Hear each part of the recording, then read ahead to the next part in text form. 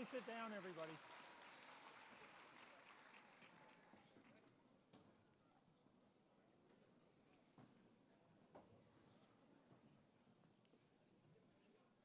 Good afternoon and welcome, faculty and staff, family and friends, parents and partners, and most importantly, the MBA for Executives class of 2018, WMBA 42.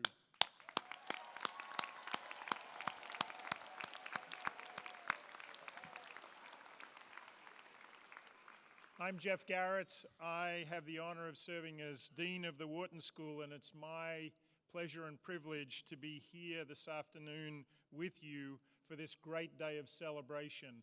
I can feel all the love in this room. I loved seeing the stroller parking lot outside. This is a multi-generational, multi-dimensional celebration of an extraordinary group of people. I've been thinking a lot in my time as dean about the role of business and the role of business schools in our world. And obviously we're living in a time when unfortunately there's a lot of negativity out there about inequality, about the notion that robots are eating lots of jobs, the end of money, asset bubbles, what does privacy mean in a technology age? And business, and I think by implication business schools, are often seen as part of the problem, not part of the solution. I think that's always been wrong, and it's never been more wrong than it is today. Business and business schools are really a part of the solution. Are we living in an age of challenges or an age of opportunities? I actually think the better descriptor always is challenging opportunities. And business schools and business are really all about taking full advantage of challenging opportunities. We hear a lot about public sector versus private sector versus not-for-profit sector.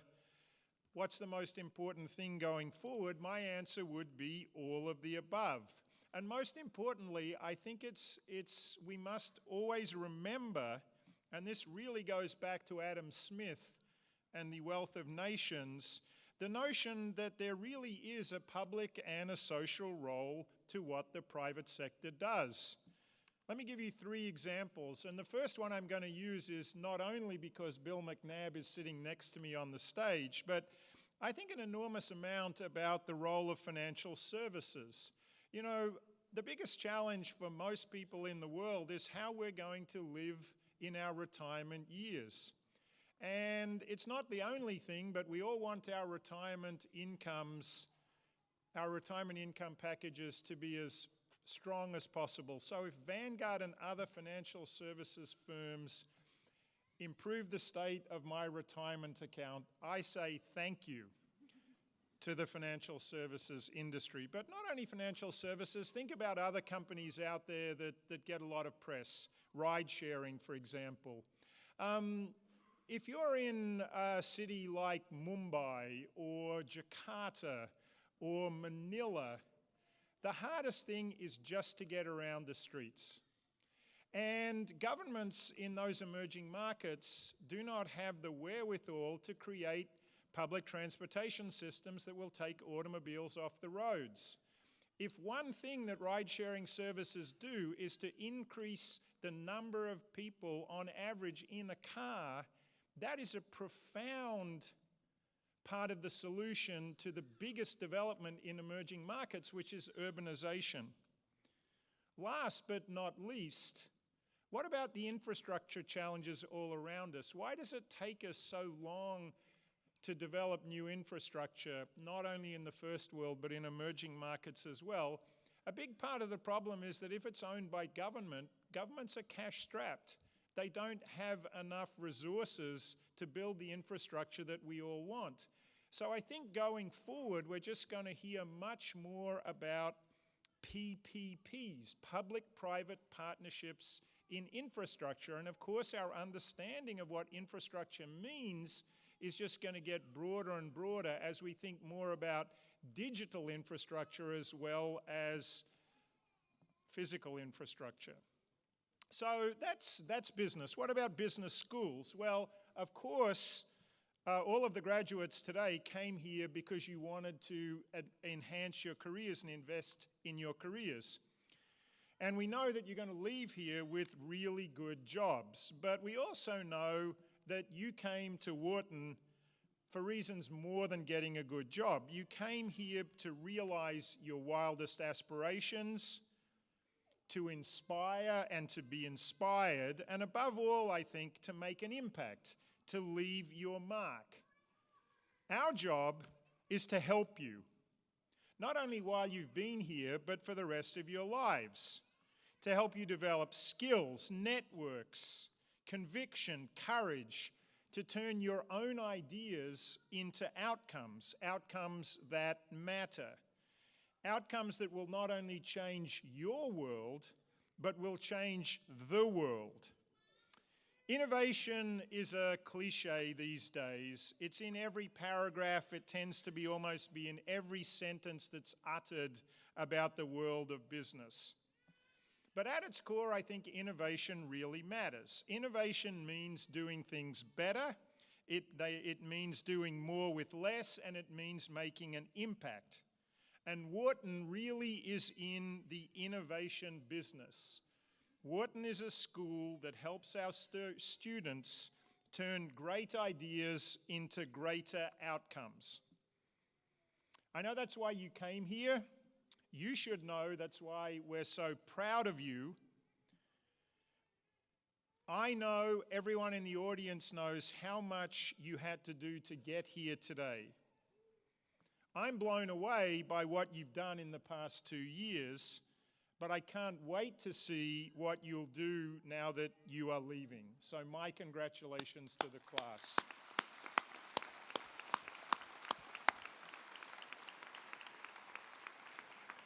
It's my pleasure now to introduce our guest speaker for this afternoon, Bill McNabb, Wharton graduate 1983, Wemba 1983. Bill, as you know, was CEO of Vanguard until very recently, but he's now only chairman of Vanguard. How do I know that Bill's life has changed? He knows I'm going to say this, but I've got to say it. He's grown a beard. And his beard isn't like one of those David Letterman, Jon Stewart, I've retired to the backwoods beards. It's I am a hip, cool executive going forward in the 21st century beards. Bill does an incredible amount for the Wharton School. I don't want to go through everything he does for us, but I do want to tell you and remind him of at least 3 things about Bill that have touched me personally. The first one is that the first time we met, which is getting close to 4 years ago, I was going through a normal patter kind of conversation with Bill about what it was like to have become dean of the Wharton School. And I was thinking about the fact that change is slow in universities. And I said to Bill the normal cliche, it's a marathon, not a sprint. And he corrected me immediately and said, actually, that's not right. For most of us, what life is in fact a series of sprints. And the most important thing you have to do, therefore, to perform at your best is to recover between the sprints. And as a former athlete, that really resonated with me. If you keep running across the gym floor, your performance deteriorates. If you stop only for 10 seconds between sprints, your next one is pretty good. That's a lesson from Bill McNabb that I use every day. Yes, I want to throw myself into everything I do, but I know that recovery and recharge is incredibly important, and I learned that from Bill. Bill himself is not only a former athlete, but a current athlete, so we talk often about sports. Second thing I learned from Bill is, if you look at Vanguard, what do we think about Vanguard? Vanguard's a company that takes cost out of financial services. That's its value proposition. But when you're on the Vanguard campus, the first thing that you see, and this is in Bill's DNA and the culture and the DNA of the firm, is it's all about the people.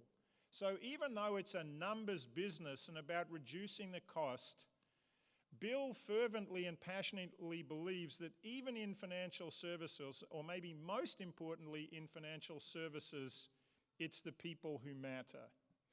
And if the leaders get that right, the organization is bound to do better.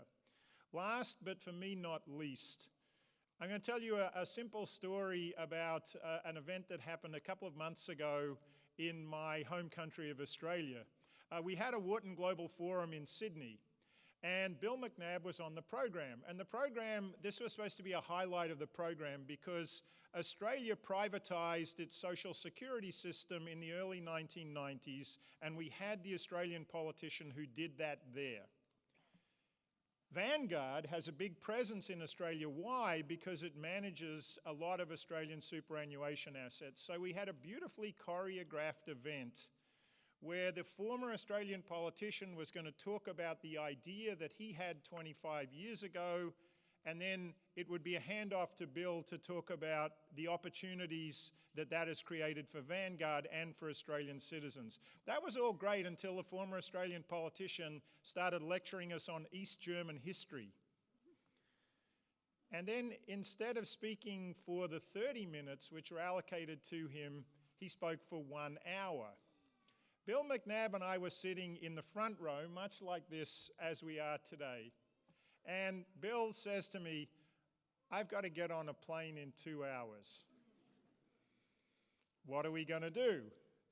First of all, I said, we got to wait till he stops speaking. Then we got on the stage and we had a conversation reacting to what was in essence a geopolitics story about the rise of China and what it means for Australia and the US.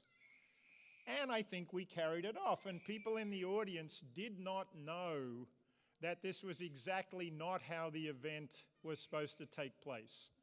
Okay, so that's a good story about an event, but just consider this. Bill McNabb is one of the most distinguished executives in the United States. At that moment, he was no doubt the most important American executive in Australia. He could have said, "To hell with it, I'm going to go and catch my plane. You've insulted me. I'm too important for that." But because of the man Bill McNabb is, he just rolled with it, smiled, got up there, and got on with the job. He's an incredible guy. Please join me in welcoming Bill McNabb.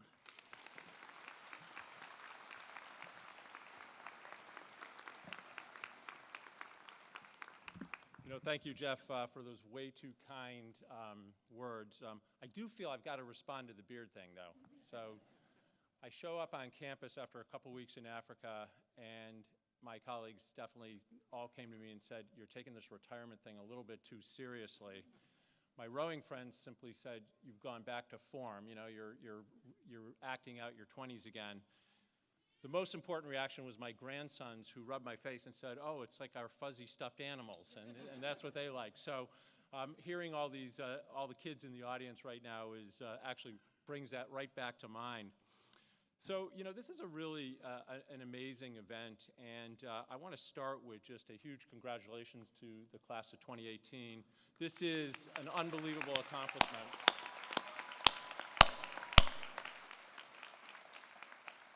But I'd like to ask the class for a huge round of applause for the audience, because without their support, none of this would have happened.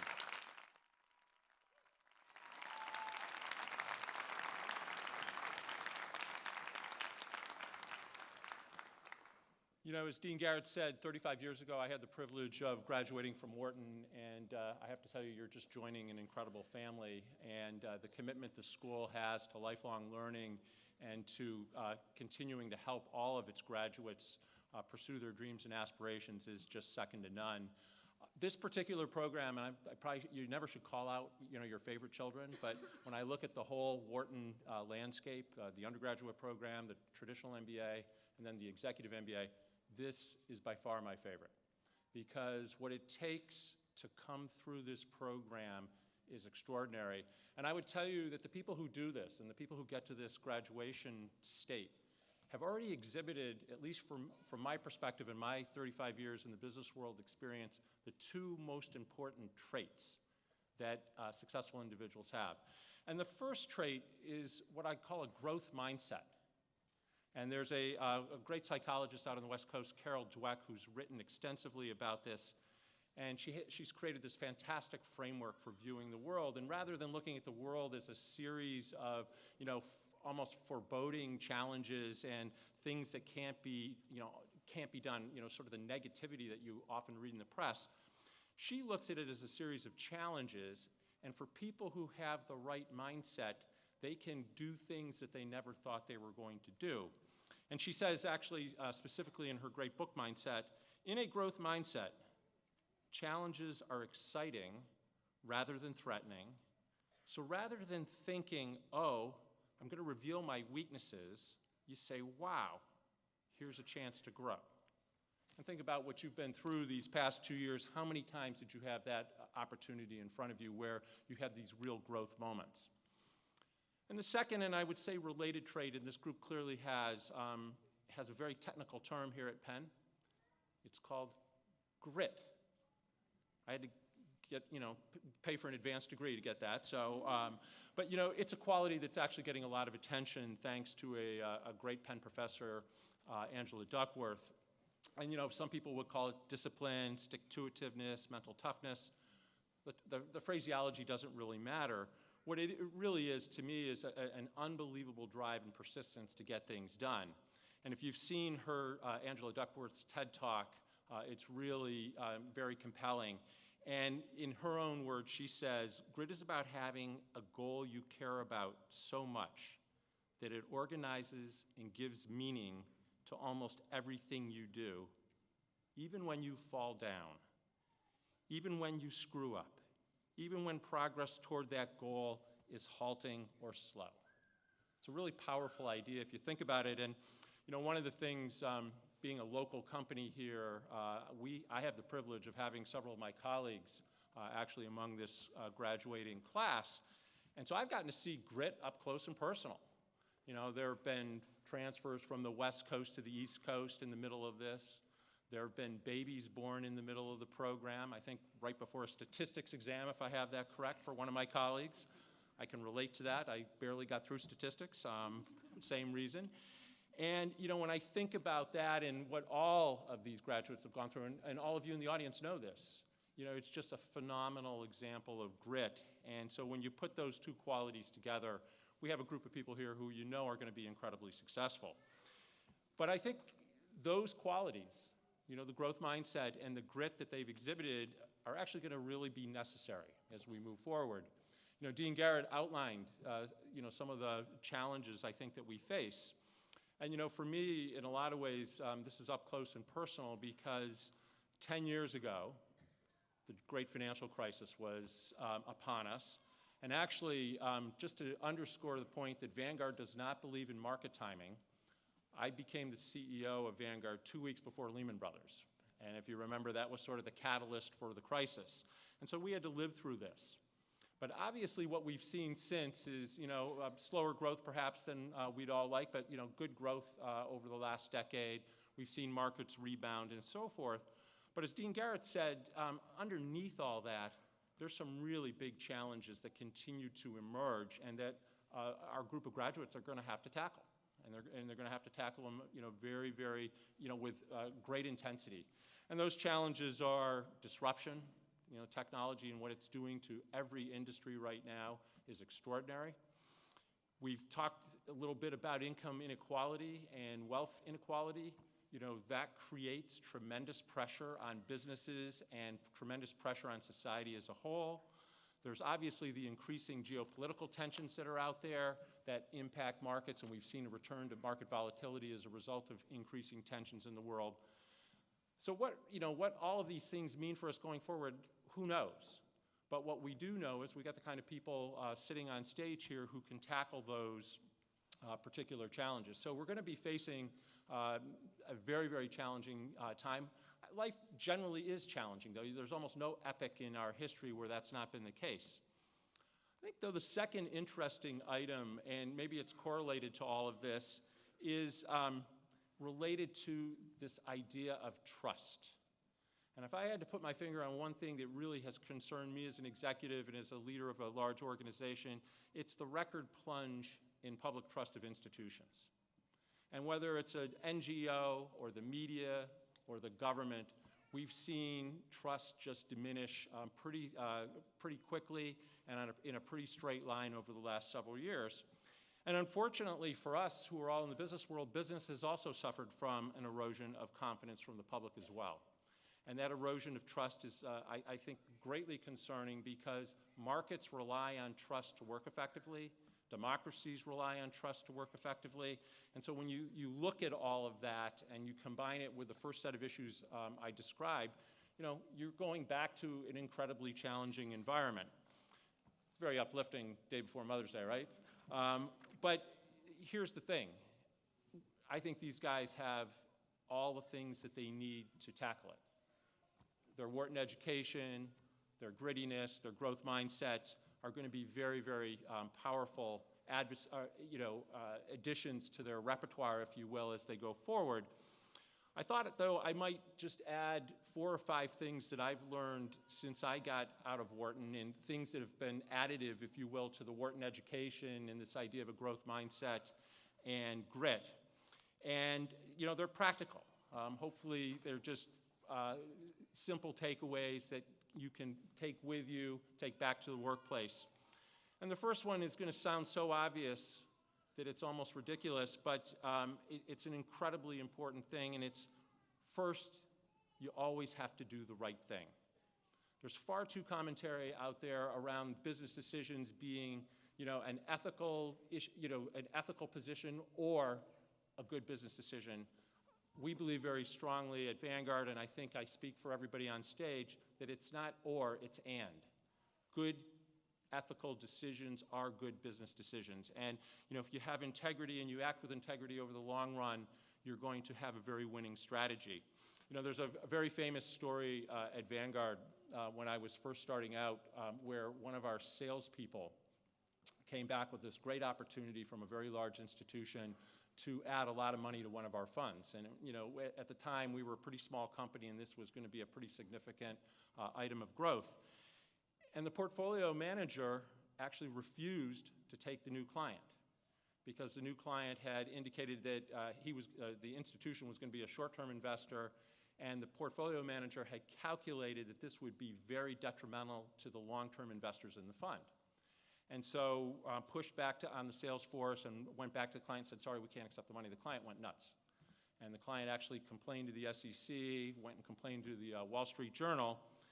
And I don't think a better thing could have happened at Vanguard because the Wall Street Journal actually ran a front-page story about it, and we could not have advertised better because what it demonstrated was a portfolio manager who had the courage to do the right thing.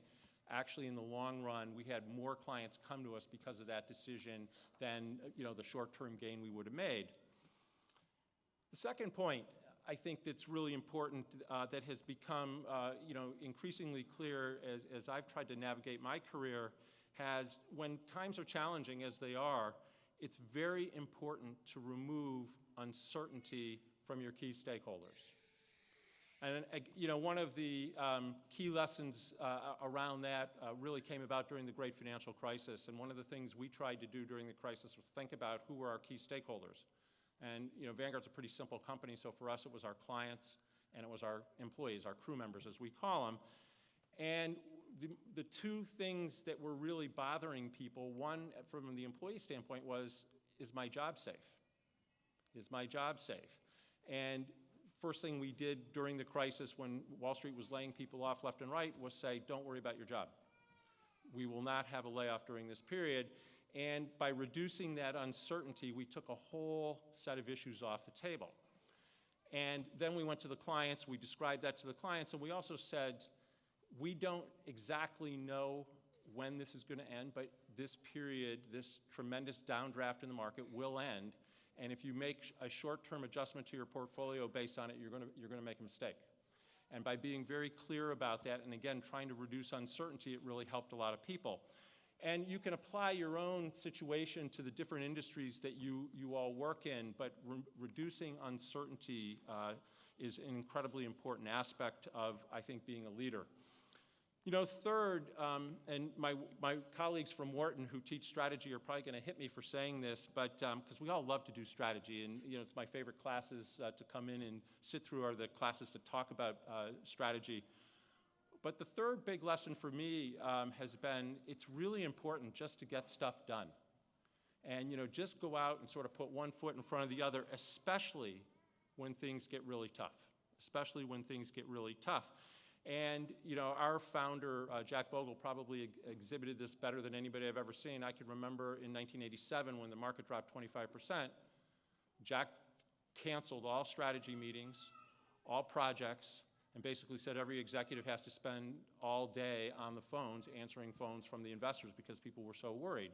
And again, it's not terribly sexy, it's not terribly complex, but that idea of just getting things done really resonated. You know, the fourth lesson for me has been during challenging times, while you're getting stuff done, you do have to be ready to pivot. And Jeff talked about, you know, the importance of innovation in our society. And I do think the word gets overused. But during crises, or challenging times, there's always a moment where if an organization is willing to be a little bit contrary, it can be successful. And you have to look for those moments. If you think about it, 75% of the S&P 500 companies were founded during a period of economic uncertainty or a recession. And when you think about that, that's when the great things happen. And so the ability to pivot during those periods of time is incredibly important. And finally, you know, the last lesson, and this is something that I think Wharton has really upped its game. When I was here 35 years ago, we did not talk much about leadership. And today, it's a huge central part of the education. And I would say the fifth lesson for me is the quality of your team is everything. Quality of your team is everything. Many of you will be going back to roles where you have an opportunity to shape the nature of your team and who's on it and so forth. You're going to actually make strategic mistakes. It happens. I know despite all our great training, it still happens. And the thing, though, is if you have a great team in place, you're going to be able to recover from that. And not only recover from it, you're going to actually be able to pivot and prosper and go on to do great things. So for me, you know, seeing the emphasis that Wharton puts on that and, you know, that focus on teamwork and leadership is really, really rewarding. So one last thing, and then we're going to get on with it and get these degrees out. One last thing. So when I think about the Wharton degree, you know, to me, it's just such an incredible privilege to have gone to this institution. You know, when I think about my time here, it was very, very special. And it really does prepare you for these challenges that I've described and, you know, gets you as ready as you can be ready. But I think graduating from here also comes with a great set of responsibilities because of the privilege of coming through this program. And that really reminded me of some very wise words from a famous CEO, Max Dupree, who is the CEO of Herman Miller Furniture. And in his great book, The Art of Leadership, he said, "The first responsibility of a leader is to define reality. The last is to say thank you. In between, the leader is a servant." Now, I believe because of your Wharton training, you're all going to have tremendous opportunities to shape the vision of your companies. And I believe just based on your response to the audience, you're all going to take the responsibility of thanking people, all your stakeholders, very seriously. So in between, try to remember your role as servant leaders as well, and the world's going to be a much, much better place for it. So again, thank you for your attention. Thank you guys for all that you've done. Congratulations, and really, really well done. Thanks.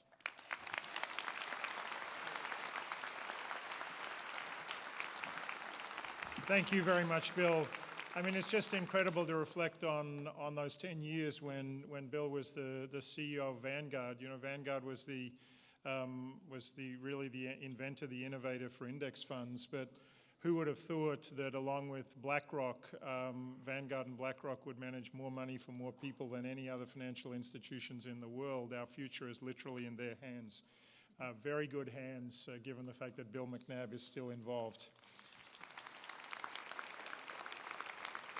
Let me now introduce the student speaker for this afternoon, Greg John.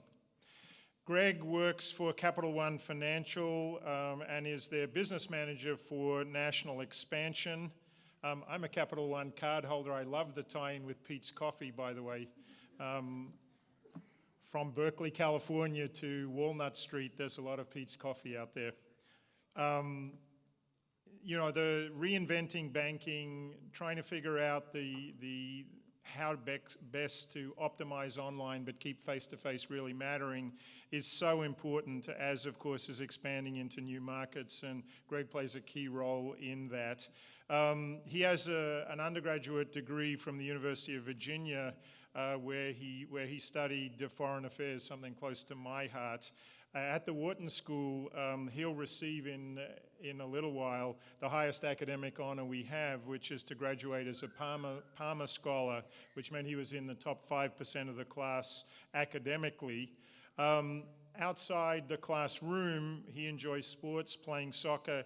He also likes international travel, and I gather you have a very important international trip coming up sometime soon, which is called honeymoon.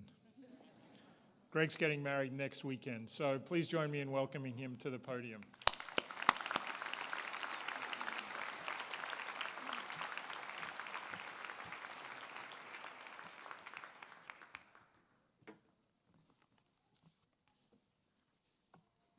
Thank you, Dean Garrett. Good afternoon. I am Greg John. I am a member of the 42nd class of WEMBA. I want to take a moment to thank our prior speakers, Dean Garrett and Bill McNabb, for their thoughtful words. And I want to thank our distinguished and renowned faculty, the administration, and our nurturing den mother, Amy Myers.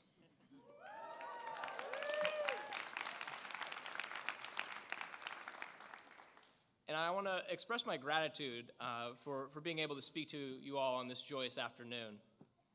What a whirlwind the last 2 years have been. We've had engagements, and we've had weddings. Some of our classmates have begun new families, and others have expanded theirs. And all while we were maintaining gainful employment and spending every other Friday and Saturday here on campus, plus a few whole weeks and a bunch of Thursdays. Make sure you read the fine print. Classmates have had amazing promotions. Others have switched companies into their dream career. Some have found new business partners and struck new deals. Whether you've already found what you're looking for or not, we all have tremendous opportunities in front of us. Sure, we spent a lot of the last 2 years learning. We've also spent a lot of time making new friends and sharing new experiences. Between Global Business Week, Global Modular courses, and the Global Consulting Practicum, we sent people to every continent save Antarctica. We went to see Scott's Phillies play. We crossed the Delaware River and visited the aquarium in Camden. We went bowling with the 41s and the 43s. We've had trips to the Philly museums, including an early morning run to the Rocky Steps, and one in the afternoon. We've had poker tournaments. We've had countless dinners, late night dance parties, tons of tastings at Scotch Club, and we visited amazing pop-up garden bars. A big thank you to Chris, Mohit, and the many others for giving us a mental break from this program and helping us to get to know one each other better. There are 3 distinct but related themes that I want to cover in our short time this afternoon: happiness and gratitude, leveraging the network, and leaving the world a better place. Regarding the first theme, happiness and gratitude, I hope every day when you wake up or before you go to bed, you take a moment and you reflect on how blessed we are. We are so fortunate to have the financial means, to have the time, and to have the support of our family, our colleagues, and our friends to be here.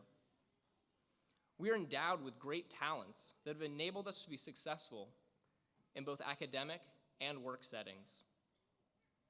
That's not to say we haven't all experienced adversity our own way. The last 2 years, in particular, have been stressful and chaotic, but each of us has been resilient. We have faced these challenges, and we have succeeded. Professor Smetters taught us that happiness, utility, the smiley faces, they aren't fungible across people. But I sincerely believe that gratitude, acknowledging our blessings, and being thankful for them is the key to happiness for everyone. Now, happiness is a subjective feeling, but I believe your odds are better if you avoid external comparisons. Don't take a Faustian bargain and never look to others as a basis for comparing yourself. Focus on your talents and on what you want to achieve. Some wonderful advice I received from television, before the program started and we had a little bit of free time. The only time you should look in your neighbor's bowl is to make sure they have enough to eat. I truly implore you to actually count your blessings, as I believe it's one of the keys to happiness. With regard to the second theme, leveraging the network, I request that you become a resource to others. Shortly, we will be graduates of the Wharton School at the University of Pennsylvania. We are part of the largest business school alumni network in the world. And one of the big components of value in this program is the strength of the relationships that are forged. But those relationships need to be reciprocal. We've already started with little things like the Wemba Buddy program. As you see opportunities, think of your classmates. If you get a call or an email, respond. Look to others for support and leverage our massive network, but also return the favor and help others. The final theme is that small little task of making the world a better place for the next generation. We are all very smart and capable, and we can be successful at whatever we put our energy behind. So please consider using some of that energy to make a positive, lasting impact. There's more than one way to improve society. You don't have to work for a nonprofit or a benefits corporation. Just create something new. Add value in whatever you do. Create good employment opportunities. Drive down the cost of essential needs. Find a more efficient way to do something important. Let's leave the world a better place. One final thought here. We're at a transition point. Some things end, other things begin, and still others just continue. That's part of life. But this is a big juncture, and it is a good time to think long and hard about how you want to spend your working life. Power, fortune, fame, family. What's most important to you? And how are you going to prioritize? Class of 42, I am humbled and honored to call you my classmates and friends. Thank you.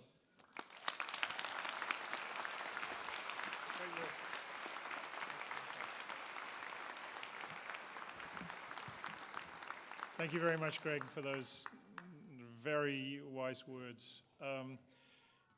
Our next speaker is Peggy Bishop-Lane, Vice Dean, Dean of the Executive MBA at the Wharton School. For Peggy, Wemba is something that she eats, sleeps, drinks on a daily basis. It's truly a labor of love for her to be the head of this program, and we couldn't be luckier than to have her in that position. Please join me in welcoming Peggy Bishop-Lane.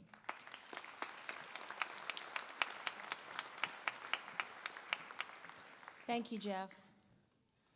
And congratulations, you guys. You're doing it. Good afternoon, everyone. I typically might take this time to remind you all of something about the program or your experience, but today I want to say a few words about what the program reminds me of. When I think of Wharton graduates, I often think of the phrase, and I'm going to repeat Bill here a little bit, with great power comes great responsibility. Because to use another quote, knowledge is power. And you have spent the last 2 years accumulating all kinds of knowledge, from finance to marketing, from entrepreneurship to microeconomics, communications to networking, and most importantly, from financial accounting to managerial accounting. I was their accounting professor. Of course, this idea that with power comes responsibility is not new and was not originally applied to business school graduates or even graduates at all. This quote and slight variations on it have been attributed to a number of very different people in very different situations.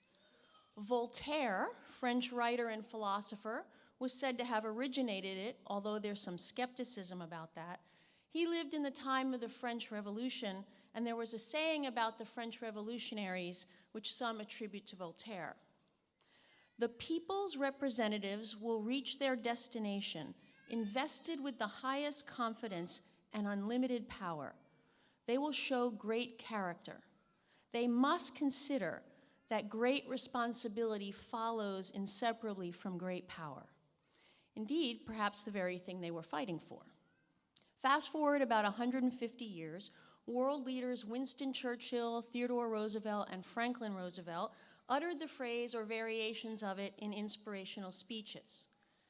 Theodore Roosevelt, in discussing why he would not seek a third term as US president, said, "I believe in a strong executive. I believe in power. But I believe that responsibility should go with power, and that it is not well that the strong executive should be a perpetual executive." Franklin Roosevelt, in a speech he wrote about Thomas Jefferson just before his death near the end of World War II, said, "Today we have learned in the agony of war that great power involves great responsibility. Today we can no more escape the consequences of German and Japanese aggression than he could avoid the consequences of attacks by the Barbary Corsairs, pirates, a century and a half before." Winston Churchill, in 1943, at the height of the Blitzkrieg attacks, said, "The price of greatness is responsibility," which was also the title of the speech he was giving. He meant that for those who strive for greatness, they must be ready and capable to face the challenges that come with it. It is one of his most famous quotes, in part for its universality. It not only served as a light of hope to the Allied forces at the time, but has since served as a reminder to leaders of how to live their lives and guide their constituents. Now, this sentiment isn't only used in politics. In the New Testament, Luke chapter 12, verse 48, "From everyone who has been given much, much will be demanded. And from the one who has been entrusted with much, much more will be asked." And most recently, in the Marvel comic Spider-Man, as the young Peter Parker, you know, Spider-Man, walks into the distance after failing to stop the murder of his beloved Uncle Ben, the narrator notes that the hero has finally learned, with great power, there must also come great responsibility. The phrase has been used to chastise those who would abuse power, to warn those taking power of their responsibility, to inspire those who have power to care for those who do not, and to instill a sense of duty in those who find themselves flush with opportunity. As a group fortunate to study with the best and brightest and to have a wealth of opportunity at your doorstep, I hope you will use that wealth and inevitable power, whether it be in a corporate position, community role, political role, or family, to care for those around you. To remember that with your great power, your great knowledge, your great opportunities comes great responsibility. So be like Spider-Man and use your powers for good. Congratulations.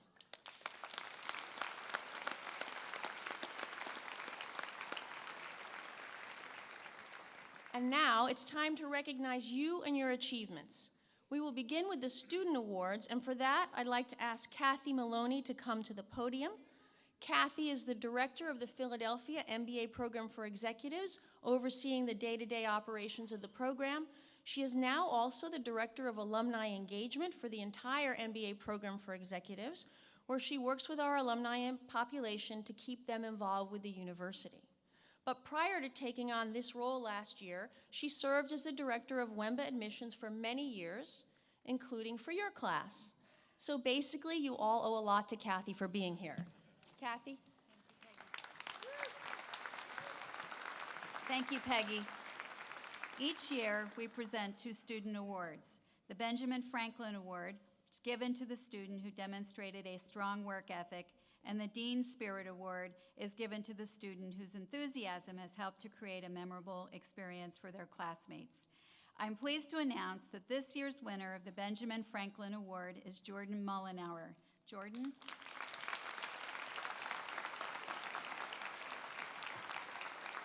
Congratulations. Thank you. Good luck. The class selected him not only because of his outstanding academic achievements, but also because of his commitment to the success of his classmates. During the past 2 years, he has fostered teamwork and was always there to lend a hand to his classmates. He showed by example the value of collaboration, cooperation in an academic environment. Jordan has been able to run his business while commuting to the program from Tennessee with the help of his business partner, the same one for the past 15 years, his wife Christina, and their 4 awesome children, Benjamin, Juliet, Alexander, and Grant, and American Airlines, where they roll out the red carpet for him as he boards each week and giving him free great offers. Okay, our second award is the Dean Spirit Award, and I'm happy to give this to Chris Moses. Congratulations. Chris was selected by his classmates because of his leadership role as their social chair. They do work as hard as they play. Chris did not seek out this role. He opened his heart to every member of the WEMBA 42 class, organizing social activities that enabled the class to form strong connections beyond the classroom. His favorite part about organizing the class social events was that he was able to connect with every single member of the class, even if they really didn't want to talk to him. His second favorite part was showing off many of the interesting and fun things you could do in his adopted hometown of Philadelphia. And he said that he cherished every time one of the New Yorkers would confide in him and say that, contrary to what most New Yorkers think, Philly is actually okay. He says with humility that his job was made easy because the class showed up on day 1, Sunday, May 22nd, 2016, and were open and willing to connect with all their classmates. I know that because of Jordan and Chris's efforts, both have significantly contributed to the WEMBA 42 class, and I know that they will remain a very close-knit class for years to come. They've really helped their class to get to know what the program can offer and go beyond the academic experience. So I know that they'll be best friends for life, this group, and I look forward to seeing them at their next reunion, which will be in the fall. So thank you so much, and congratulations.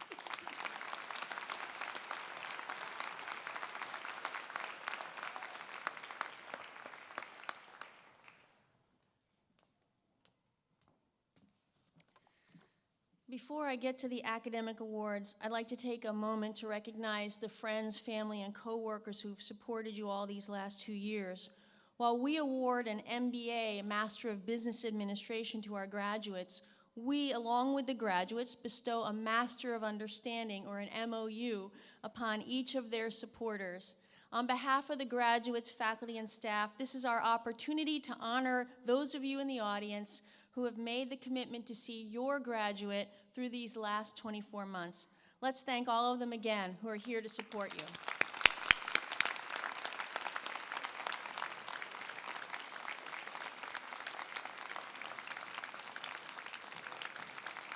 There you go.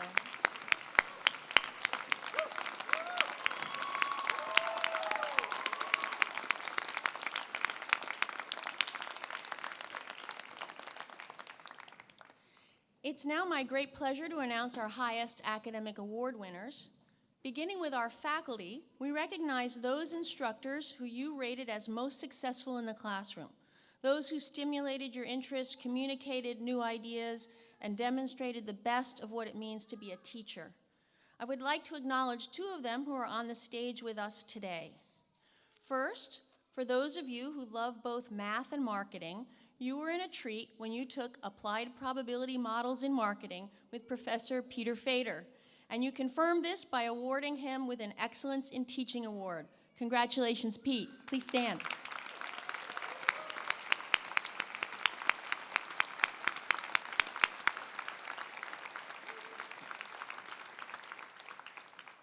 And again, for elective teaching, specifically his teaching of energy markets and policy, you chose to recognize the enthusiasm and clarity of Professor Arthur Van Bentham with an Excellence in Teaching Award. Congratulations, Arthur.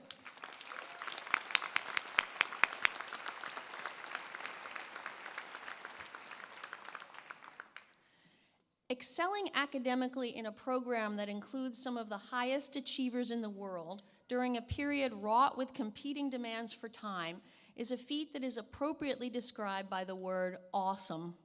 While overused in our vernacular today, I am truly awed by the accomplishments of these individuals. First, we recognize those students from the Wharton MBA class of 2018 who achieved graduation with honors. This award is given to those whose GPA was in the top 20% of the class. When I call your name, please rise. Adam Beauregard. Austin Bingham. Anthony Bramante. Marcus Bruner. Justin Chakma. David Green. Somil Jan. Pratima Kota.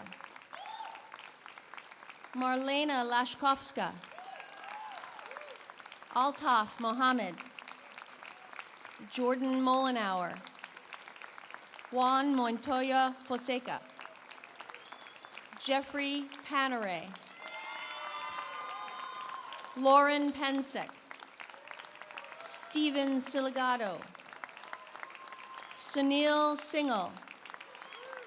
Ryan Smith. Bertrand Villan. And Kelsey Walsh.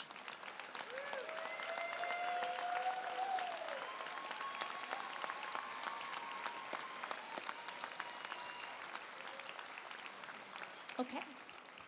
This next set of students not only earned graduation with honors, but also the designation of Palmer Scholar. This achievement is given to those whose GPA is in the top 5% of the class. When I call your name, please rise. You will receive your award after you get your diploma. James Adler. Kamesh Chilakuri. Charles Herman. Gregory John. Nan Lee. And Bo Zhao.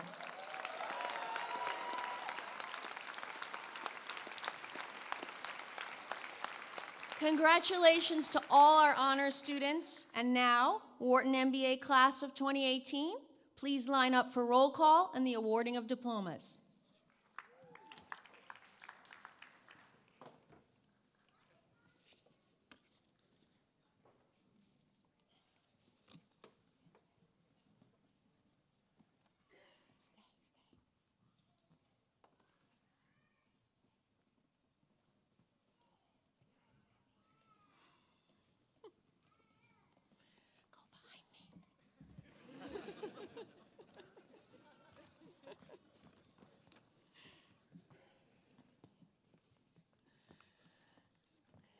James Adler.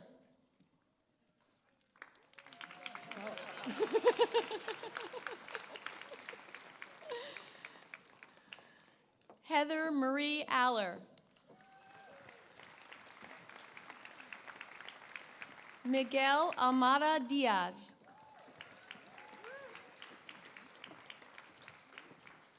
Gustavo Andriani. Sri Anumolu. Adam Beauregard.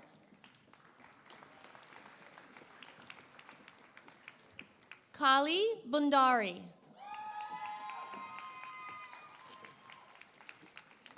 Austin Bingham. Stephen Bowman. Jacqueline Boyer.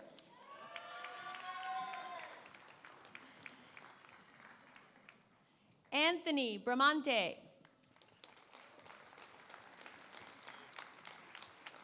William Vaugh Brewer.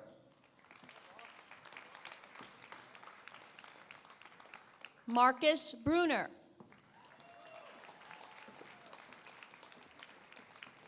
Matthew Cardamone. Flavio Santola.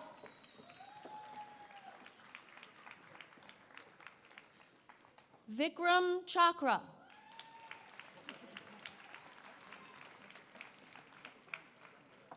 Justin Chakma.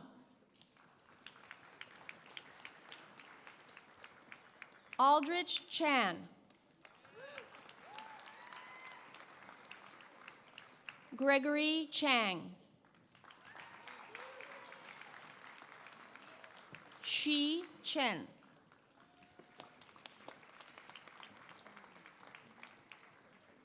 Paul Chung.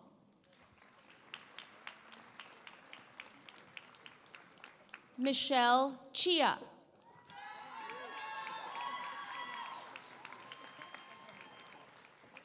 Matteo Chiappini.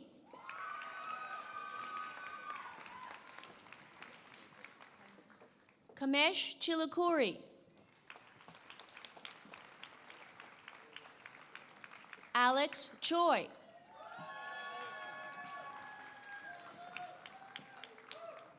Mohit Chopra.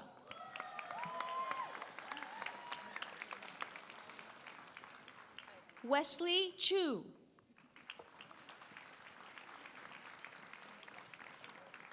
Joseph Clementi.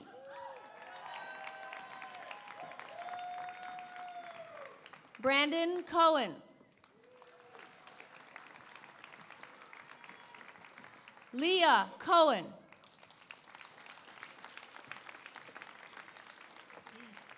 Stephen Michael Crosley.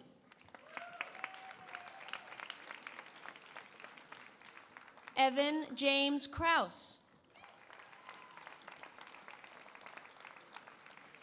Dane Chaplicki.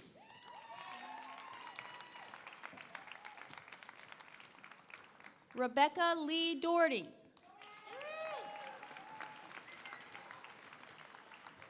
Tony DeJarnette.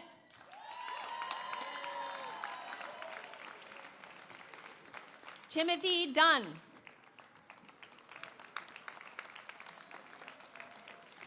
Kate Edwards.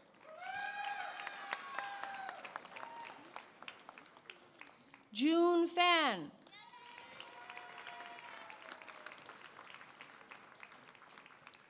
Scott Andrew Friedman.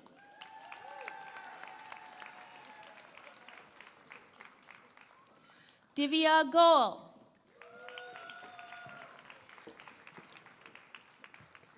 David Green.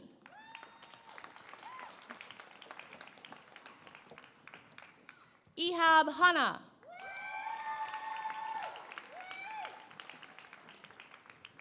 Brendan Harris. Brian Michael Hart.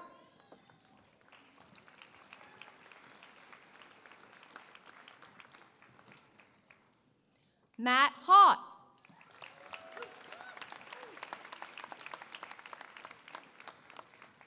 Charles Kenneth Herman.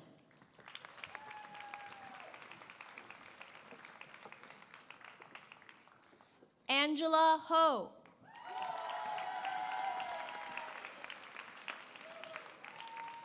Olga Izumova.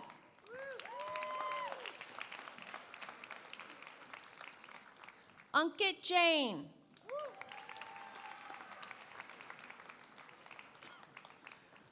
Somal Jan.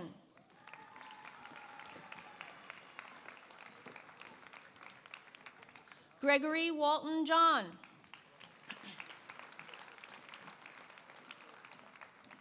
Shilpa Joshi Foss Shiftisvik.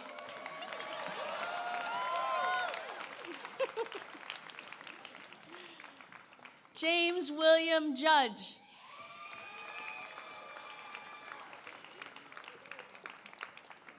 Andrew Michael Kajeski.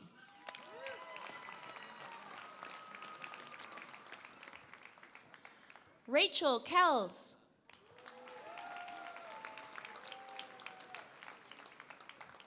Joan Kim.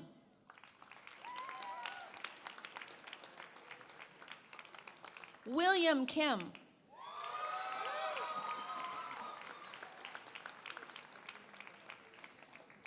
David James Kinsler.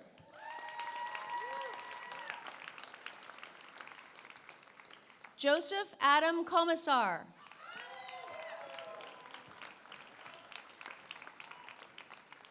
Pratima Kota.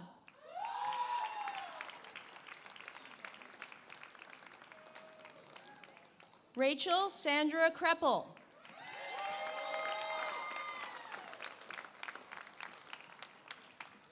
Shri Kunath.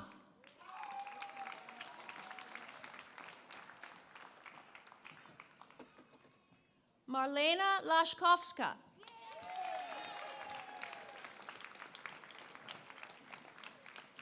Abraham Lemny.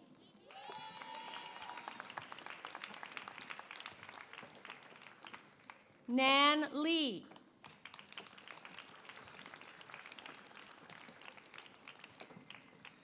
Victor Limhoko.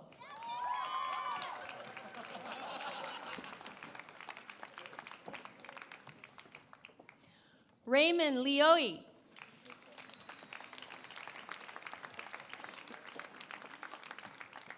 Troy Lucas.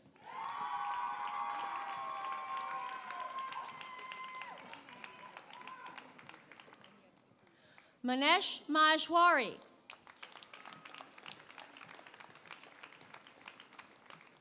Aditya Malhotra.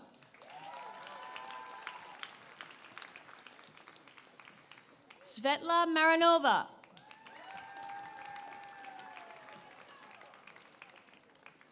Douglas McMahon.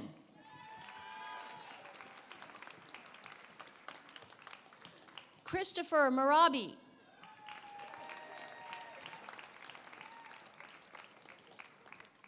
Aaron Mick.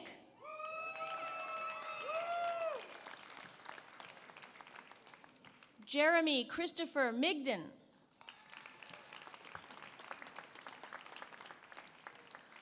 Altaf F. Mohammed.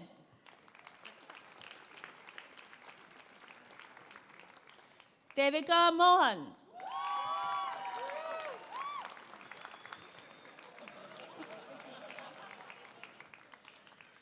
Jordan M. Molenauer.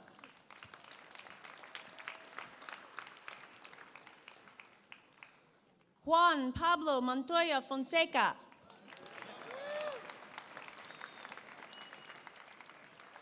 Mark Maraca.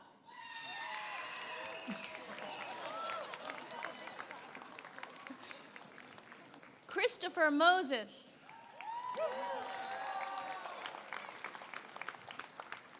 Sid Mararca.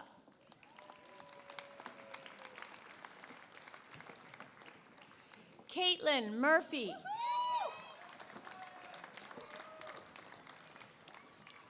Monica Ellen Murphy.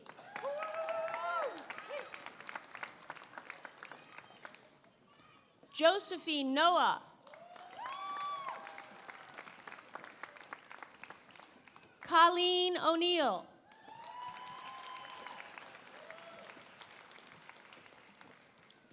Jeffrey Panare.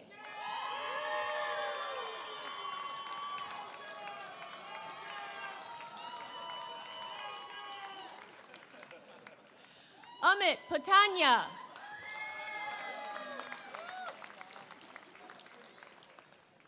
Lauren Marie Pensek.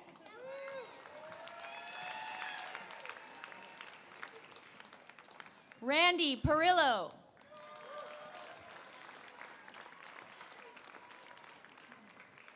Trang Don Pham.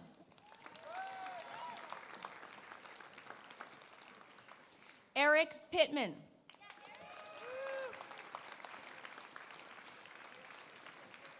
Jeremy Ramsey.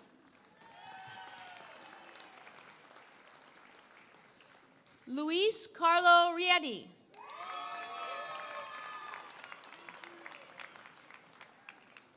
Laura Rivera.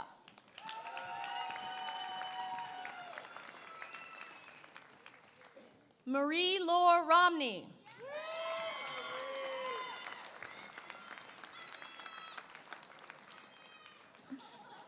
Michelle Rose.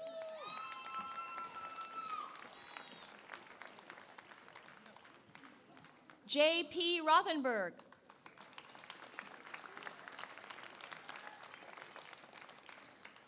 Jasmeet Sandhu.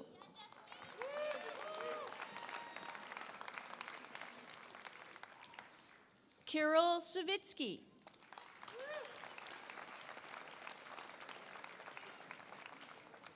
Amit Prakash Sawant.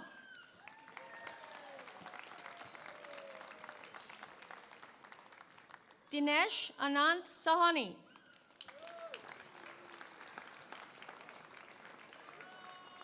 Matthew Stephen Shiavi.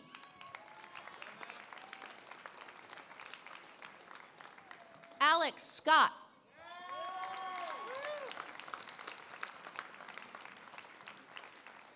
Aditya Sharma.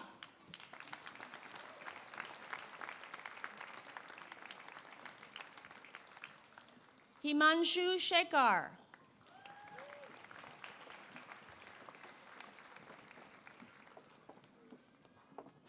Sumit Shrestha.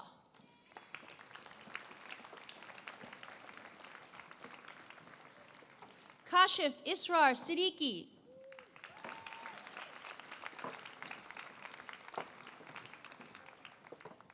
Stephen Siligato.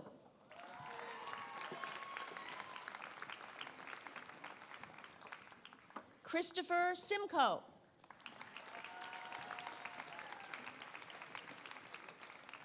Amrit Singh.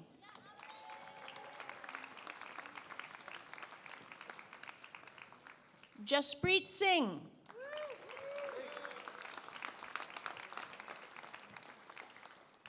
Sunil Singhal.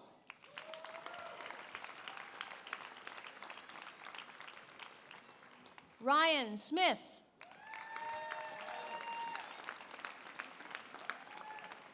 Stephen Summers.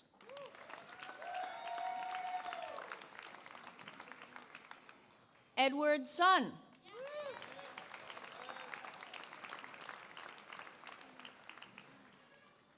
Elizabeth Tamaro.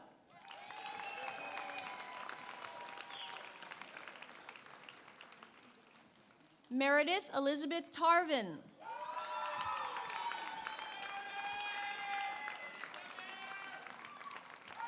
Suvit Tiwari.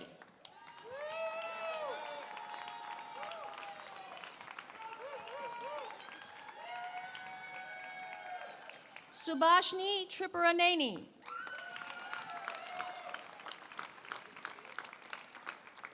Christopher Urenik.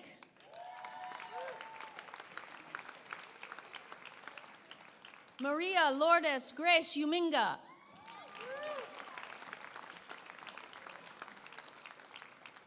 Jennifer Vazarelli. Bertrand Villan.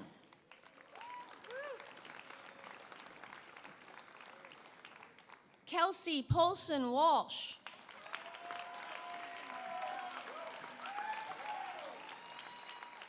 Jeremy Brett Whitsitt.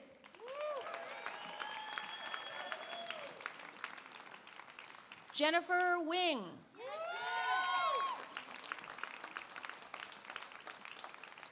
Ethan Andrew Wingfield. Christy Chun Yan Wong.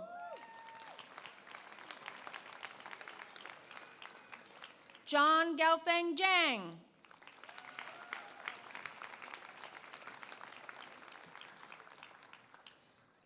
And Bo Zhao.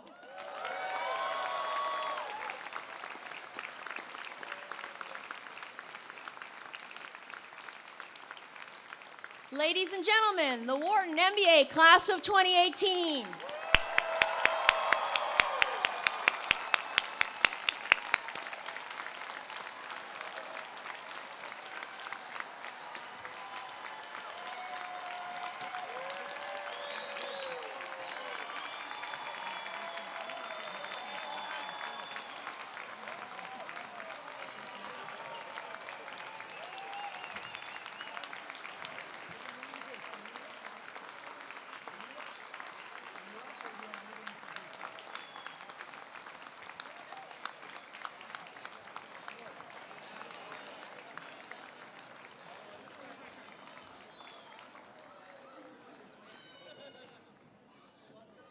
We're almost finished.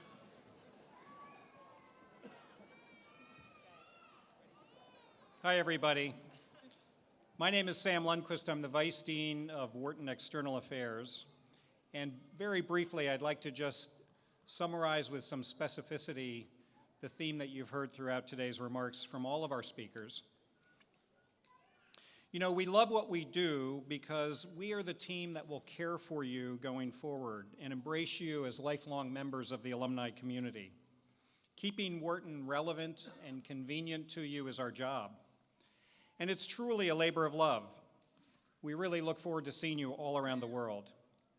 Dean Garrett, Kathy Maloney, Cynthia Orr, and I will serve as your contacts going forward. As of today, you are no longer Wharton students, you're Wharton alumni. To commemorate this transition, please move your tassels from the right side to the left side of your mortarboard.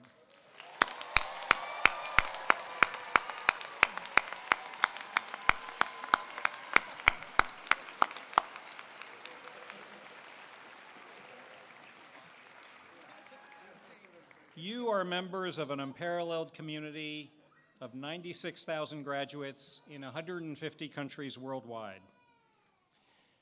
Do you remember how good you felt and how proud you felt the day you were admitted to Wharton? Yes.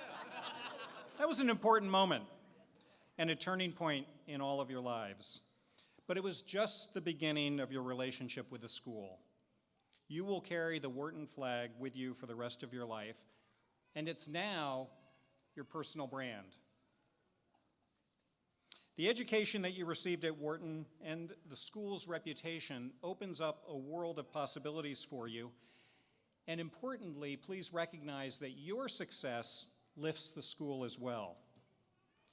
We need you, and we will always be here for you.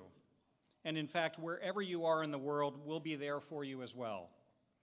To make sure that you have plenty of opportunities to help you throughout your career in terms of sharpening your skills, expanding your perspectives or your network throughout your life, just stay connected. We make it easy for you. Many of you previewed life as a graduate during our alumni orientation program. Know that support is available through the 75 Wharton global clubs around the world. Truly, you have friends everywhere. The lifelong learning programs, which are available online here in Philadelphia, at our San Francisco campus, and also in Beijing at the Penn Wharton China Center, and really throughout all regions of the world where we travel. And we also have a robust alumni career services program that will serve you throughout the remainder of your working lives. Take advantage of these opportunities and many others to remain involved with the school. Your own love for Wharton has already made an impact through your participation in the 2018 class gift. The Wharton School thrives because of the generous support of its alumni. Your experience was possible thanks to those who gave before you, and your efforts to inspire the Wemba 43s as they follow in your footsteps, just as the 41s gave to support your second year. We are grateful for your dedication to Wharton and your contributions to the class gift, which this year totals $195,786. Give yourselves a round of applause for such a terrific achievement.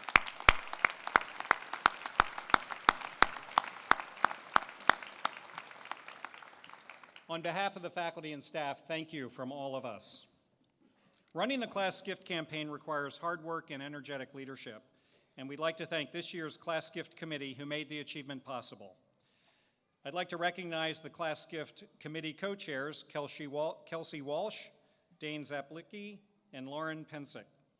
I welcome them to present the class gift check to Dean Garrett.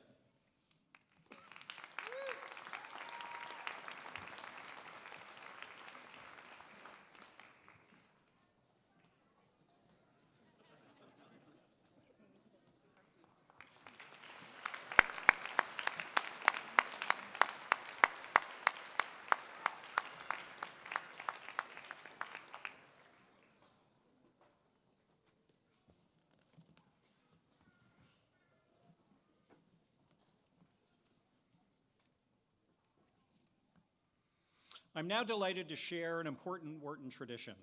Each year, Wharton MBA alumni who have demonstrated leadership within the Wharton community are extended an invitation to participate in commencement by carrying a flag that signifies their alumni status. One graduate is selected to serve as alumni marshal who will pass the 2018 alumni flag to a member of the graduating class. This year, we're pleased to have William McNabb as today's alumni marshal. You've heard about Bill already, but let me add a couple of points other than he's a 1983 graduate of the program. But he also serves on two of our alumni advisory boards of the Wharton School. That would be the Graduate Advisory Council and also the Leadership Advisory Board. He's also celebrating his 35th MBA reunion this year. In passing the 2018 alumni flag to Adam Beauregard, Bill is welcoming our newest graduates to the alumni community.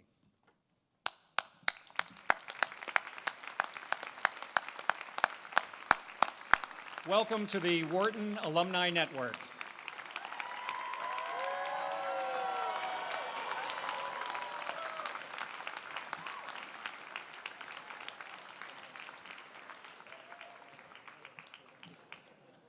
And that brings the formal part of the graduation ceremony to a close.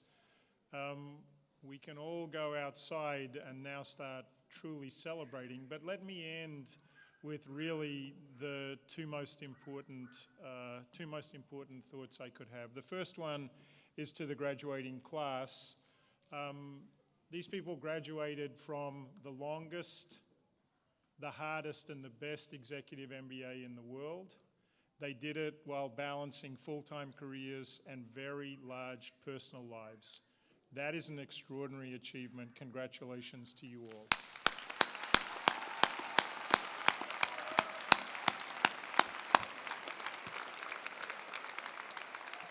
The second achievement, which is both congratulations and thanks, is to all of you. To all of you for all the support you have given to these people to allow them to have achieved everything that they have done while they've been at the Wharton School. It's a true partnership. They couldn't have done it without you. So thanks to all of you, and now it's time to celebrate for the class of 2018. Congratulations and thank you.